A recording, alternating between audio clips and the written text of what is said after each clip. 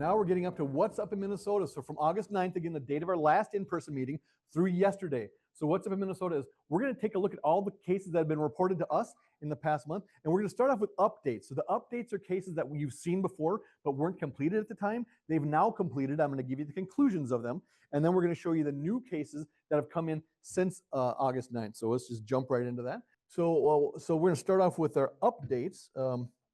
So these are cases that were not completed before, they're completed now.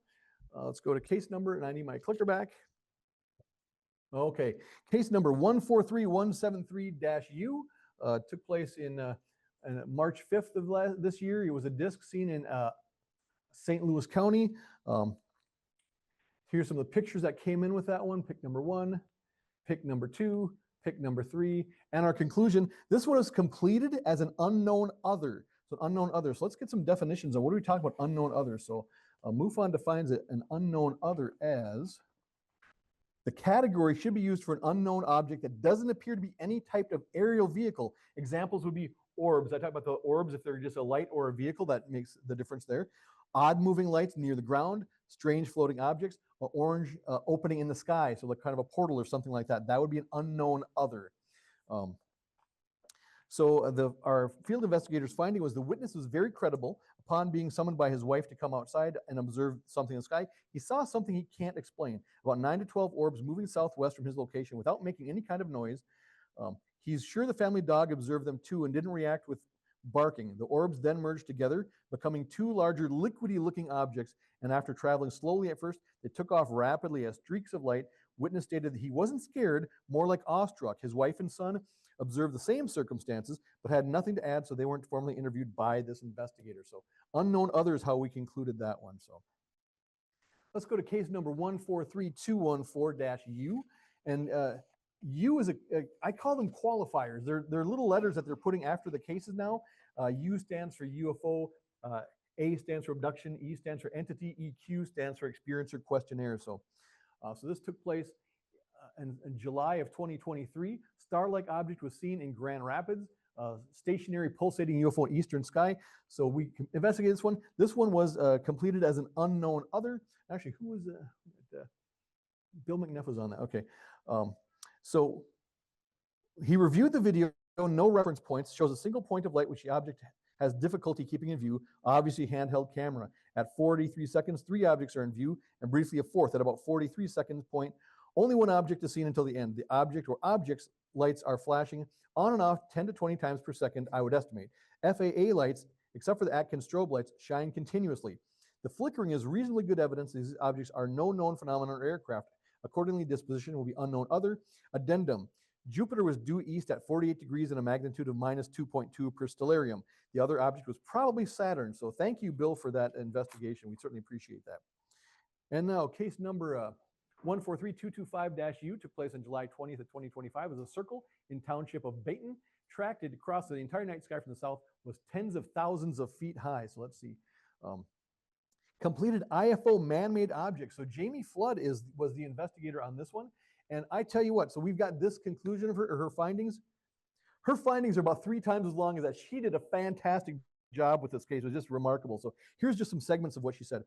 Image 4260 was analyzed, and the moving object captured in the video has been identified as FIA Radar 3R, a very bright NORAD satellite.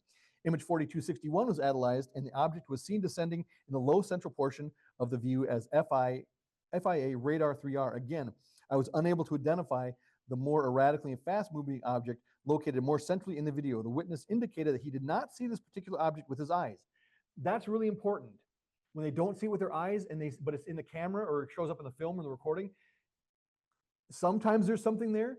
Sometimes it's a camera artifact or reflection or something else happening. So it's not necessarily an indication that there's a craft there. There may be, but there may not be. So that's always something we look for because that comes up a lot. He was looking at the camera. Thus, there's a possibility it could be some sort of camera sensor artifact, but I was unable to identify what it was if there was one.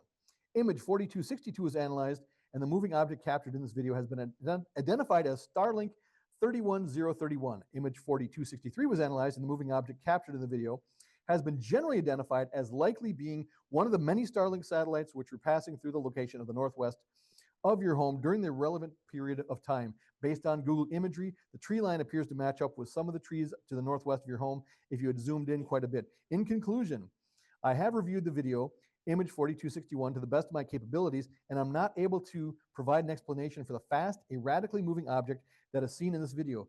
In my frame-by-frame analysis, I did notice some things of interest. I don't know what these observations mean, but there were observations that I did make. So she's one of our newer field investigators, and she is just doing a bang-up job. She's doing just a fantastic job. So I want to give Jamie a round of applause for that. So she just does incredible work. So thank you so much for that, Jamie. So let's see. So that brings us to our overview of new cases. So these are cases that have come in since our last meeting. Some are completed, some are not, but in fact, only a couple of them are completed. So looking at these cases, we've had 7 cases submitted. 2 of them are ERT cases. Now I mentioned ERT, as Bill McNeff is on the ERT team, Jared is on the ERT team. That stands for Experiencer Resource Team. So it's important that we note 2 ERT cases came in because there's 7 cases in total. The ERT cases, we give a higher level of confidentiality than we do the regular cases. So we got 7 cases in. I'm only going to really show you the details on 5 because I can give you almost nothing on those first 2. But in the ERT, they really are an experiencer resource team. So it could be people may have been abducted, they may not have been abducted, they may have seen a craft, they may not have, they may have seen an entity, they may not have. They just think something odd or unusual is going on, so they're looking for resources. They might be looking for therapists, they might be looking for hypnotists, they're looking for something to connect with. And these cases are a little bit different too, because we really want to complete all of our cases within 90 days, and these we'd want to complete within 90 days too. But the ERT cases, there's kind of an understanding that it may be a much longer ongoing relationship between the witness and the resource team, because they may go back a year or 2 later and come back and just have that relationship and connection going. So they're a little bit different, but they're a higher level of confidentiality there. So submission date range was August 9th through yesterday, like I said. The date range of sightings, though, goes back from September 5th of 2017 through September 7th of 2025. No cases of interest, but 2 ERT cases. Of those cases, there were 2 circles. One was star-like, one star-like, not star-link, but star-like, so it looked like a star. 1 triangle, 1 cylinder, and 2 of them didn't have shapes listed. Then the valet classifications were 1NA, 1AN1, 1AN3, 1AN4, 1 CE2, 1 FB1, and 2 MA1. So valet classifications, when you're doing scientific work, as you gather information, you start categorizing them into groupings of things that have things in common or that are different from each other. And these are called valet classifications. If you're familiar with Project Blue Book, the civilian head of Project Blue Book was J. Allen Hynek. His mentee was Jacques Vallée. So they came up with these classifications. They're named after Jacques Vallée. So like I said, we've got, oh, where did it go? Now my pages are all screwed up. There we are. 1AN1. So AN1, AN stands for anomaly. So there's 1 anomaly of the first kind. So MUFON defines an AN1 as anomalies that do not have lasting physical effects, such as amorphous lights or unexplained explosions. We had 1 AN3. So that's an anomaly of the 3rd kind. MUFON defines an anomaly of the 3rd kind as associated with entities. This class could include reports of ghosts, yetis, and other instances of cryptozoology, as well as elves and spirits. So that's kind of a different one there. We're going to look at 1 AN4. I shouldn't say look at because if they're ERT, I can't show you that, but I can tell you about this. AN4, MUFON defines an AN4 as anomalous reports in which witnesses experience personal interaction with entities in the reality of the entities themselves, like on their craft or on their planet. They include near-death experiences, religious miracles and visions, and many cases out-of-body experiences. So that's an AN4. We're going to look at 1 CE2. So MUFON defines a CE2. That's a close encounter of the 2nd kind. MUFON defines a CE2 as the class of close encounters in which physical traces or evidence or effects were present. So physical traces in a close encounter of the 2nd kind. 1 FB1. So FB1 that's a flyby. FB is for flyby. It's simply sighting of a UFO flying by in the sky, the category most frequently reported. And our last one, we're going to see 2 MA1s. So 2 MA stands for maneuver. So 2 maneuvers of the 1st kind. And we define a maneuver of the 1st kind as UFO observations that involve an object that has a discontinuous trajectory, such as a drop, a maneuver, or a loop. So that's what we're going to be looking at. So those are the valet classifications. Yeah, let's go back here and let's dig right in. So because there's 2 ERT cases, I'm only going to show you 5. I'll show you 5 out of the 7. Wow, I didn't mean to do that. Okay. What's that? We got a couple videos in this month, but I'm not able to get them to play. I've got a couple pictures though, but sometimes we get videos, but I can't show you any of the videos. I just couldn't get them to play. So great question though, but not all of them had videos, but some of them did. So. So case number 143641-U took place on 8/12/2025 at 9 p.m. A cylinder was seen, valet classification MA1, so maneuver of the first kind, was in North Mankato. Unknown light in the sky, so they can do a short description and a detailed description. Some detailed descriptions are really long, some are very short, but their detailed description here, just segments of it. Light in the distance quite far away, but had what appeared to be a cloud in front of it, so kind of hazy. It appeared to be descending towards the ground, but then changed direction towards the south and appeared more cylindrical, but still with a mist around the object. It then appeared that the mist kind of swirled around the object, but not entirely circular around the object. Looking at pictures showed more like 2 orbs. The lights eventually diminished until they disappeared, but the mist cloud hung around visible for a few more minutes. This has been investigated by Anna Scott, and she's completed it already. Came in within the past month, and she's already completed it. So let's see what Anna, I think this one's got some pictures. So let's take a look at some pictures here. We got, why does it keep doing that? Because I keep hitting the wrong button. That's the first one. So you've got this kind of cylindrical object with the mist on either side. Almost looks like 2 orbs there. And then we've got that one where it looks like it's spinning or swirling. And another one like that. And she's completed her investigation on this one. So let's take a look and see what she found out. She says this is. Oh, and I don't have the video for that, unfortunately.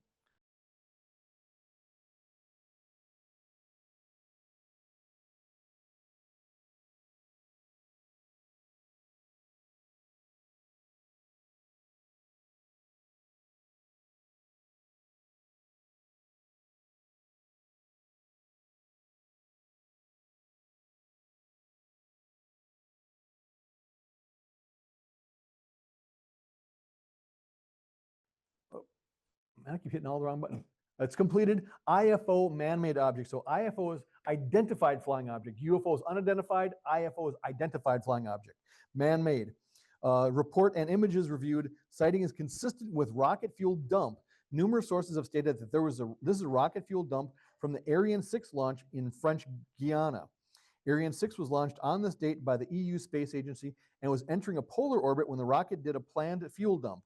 This was visible as a swirl in the sky over central and eastern U.S. Canada and was widely reported to numerous agencies and covered by many news outlets. The swirls on each side were due to the rotation of the rocket as it dumped fuel. So you can go to earthsky.org and you look up there so you see more about that. So the pictures look like, wow, that can't be explained. Well, actually, our investigators did a very good job and were able to explain that. So thank you, Anna, very much for that, because that was a fantastic job. So thank you, Anna. Okay, case number 143668-U. This took place on 8/14/2025 at 10:07 p.m. A circle was seen, MA1, so maneuver of the first kind, in Faribault. The short description was, overhead, I saw a white ball of light. Checked the aircraft locations closest to me and nothing. Soon it was coming from downtown, then over and joined by, and that's probably where she got cut off. So this is the entire detailed description. Overhead was a bright light ball high in the sky, was making a zigzag fly from downtown to more north. Light disappeared and reappeared with 2 others, would fly, stop, then zigzag a little one way, not moving fast, more like observing. Mark Toffel and Jared Nelson worked on this. So we've got Jared's online, but Mark's actually here in the room. Mark's completed this one, and actually I'm gonna show you what Mark came up with, and then after that we'll give Mark a chance to comment if he's got any comment he'd like. So it's completed. Insufficient data. So this is not that unusual. Insufficient data. So due to lack of witness interview, we did not have the address of where it was observed. Her Facebook page indicates that she is likely in a very stressful situation, so no sense in adding to it. So we do get insufficient data sometimes. Mark, do you want to comment on this case at all or no? And even though it is completed, if she can reach out to us again, if she does reach out to us again, and Mark will talk to her, we can actually change this disposition and add stuff to it. So where it's insufficient data right now, it could be changed in the future. So that's always a possibility. So, all right, let's move on to case number 143788-U. took place on May 12th of 2025 at 2 p.m. A triangle was seen, valet classification CE2, so close encounter of the second kind, in Proctor, which is in St. Louis County. Their short description was a UAP UFO craft the size of 4 city buses flew 15 feet directly over my head. And this is their entire short, or not, this a part of their short description, or detailed description. Directly in front of me and 10 to 15 feet above my head, a UFO UAP craft flew out of the fog and across the road and back in a thick, patchy fog on the other side of the road. The craft was about the size of 4 city buses stacked together side by side. It made no sound whatsoever. It was completely silent. It was triangular in shape. Thank you in advance for making this webpage available to report this. I hope the telling my experience might help someone else. So Jared is on that. It says in progress. Jared Nelson, if he says it's in progress, this case is in progress. You can take my word for it because Jared, he's always on top of that kind of stuff. So let's see what else we got next. Case number 143801-U took place on 8/21/2025 at 7:45 p.m. The shape was star-like, valet classification FB1, so flyby of the first kind, so just flying by. Took place in Inver Grove Heights. The short description was a star-like. Their detailed description, I was outside with my daughter and noticed what I thought was a star in the sky towards the southwest. It was daylight and no other stars were seen in the sky. My daughter asked what I was looking at. When I told her it was a star, then poof, with a puff like a cloud, it disappeared almost as if taking off towards space. Next thing I saw was 2 white drones hovering above my backyard, and those floated away, one toward the west and elevating upwards, the other toward the south. So it's been assigned to Peter Collins. So when Peter concludes this case, we'll revisit this one again. We'll let you know what Peter found out. So, and case number 144038-U took place on 9/7/2025 at 9 p.m. A circle was seen, AN1, so anomaly of the first kind, in Minneapolis. The short description was hovering orb changing colors. Detailed description, hovering orb changing colors. And that happens sometimes too. Sometimes the detailed description doesn't give us a lot more, but that's not too uncommon. So Bill Anding is working on it. It's in progress. When he completes this one, we will let you know what he found out. And this one, does this one have pictures? I thought one of them had pictures too. So yes, it's got this one picture. So wish we had video on that because there was video stuff, but we just couldn't get the video to play. But we got that one. That's basic. And some of the good things about this is if you look at it, you can see the tree line. A lot of times we'll get either photographs or videos and it's all black and there's a single dot in there. And it's really, really hard to like narrow down what's going on there. But this is helpful because there's trees there. So we can say, okay, it's probably this high above the horizon. If we worked with the witness, we could find out exactly where that location was and do other triangulation to kind of figure out, was it a plane? Was it a planet? Was it a satellite? Kind of narrow down what that could be. So having something like that in there can be a really big deal. So